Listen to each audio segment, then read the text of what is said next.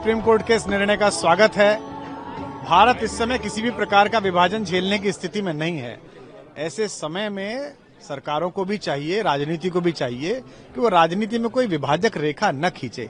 यह सत्य है कि हमारे दलित, पिछड़े और वंचित मित्रों के साथ शताब्दियों से बहुत अत्याचार हुआ है और यह भी कहने में लोगों की जबान हकलाती है, लड़खड़ाती है कि ये सब पिछले 1000 वर्ष में जो विधर्म भारत में आया था, जिनके यहाँ ये परंपराएं थी, उन्होंने ये भारत में बोया था। उससे मुक्ति के उपाय किए जा रहे हैं, पिछले 80 वर्षों में किए गए हैं, आगे भी किए जाएंगे। लेकिन कोई ऐसा ना हो कोई निरपराध फंसे या किसी भी जाति वर्ण का व्यक्ति, किसी भी धर्म का व्यक्ति कहीं जाते में असहज अनुभव करे। मैं सुप्रीम कोर्ट का आभार व्यक्त करता हूं कि उन्होंने करोड़ों करोड़ लोगों की मनोदशा का भाव समझा और मैं आशा करता हूं राजनीति भी इसका सकारात्मक हल निकालेगी। यूपी में आप हैं, यूपी से आप आते हैं, शंकराचार्यों को लेकर के एक अलग तरह का विवाद चल रहा है, एक अलग तरह का मैसेज देने का प्रयास किया जा रहा है। क्या कहेंगे? दो पक्ष हैं। मेरी तो इतनी सामर्थ्य नहीं है, एक सामान्य आस्तिक होने के कारण, एक सामान्य धर्म के प्रति उन्मुख व्यक्ति होने के कारण कि मैं पूज्यपाद शंकराचार्य जी के विषय में कोई टिप्पणी करूं। दो अनुरोध मुझे करने हैं। प्रशासन को संवेदनशीलता से काम करना चाहिए।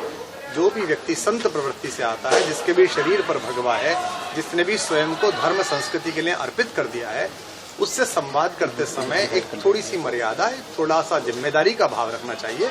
और मैं पूज्यपाद शंकराचार्य जी भगवान से भी प्रार्थना करूंगा कि उनका सात्विक क्रोध वे उसे त्यागें और सब पर कृपा बरसाएं। उनकी परंपरा के कारण ही धर्म का, दर्शन का, संस्कृति का मान बढ़ा है।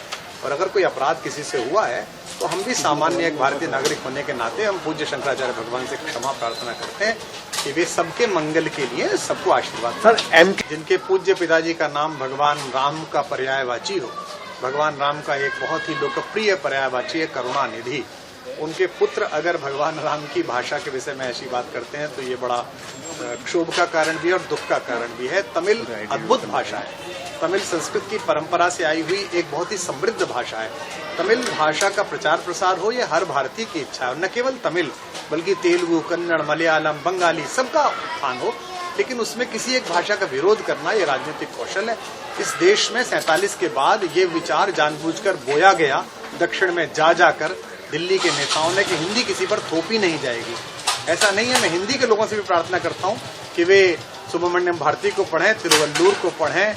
ये सब ऐसे हमारे जो दक्षिण भारतीय भाषाओं के बड़े विद्वान हैं उनको पढ़ें और आशा करता हूं कि भगवान उनको सब बुद्धि देंगे।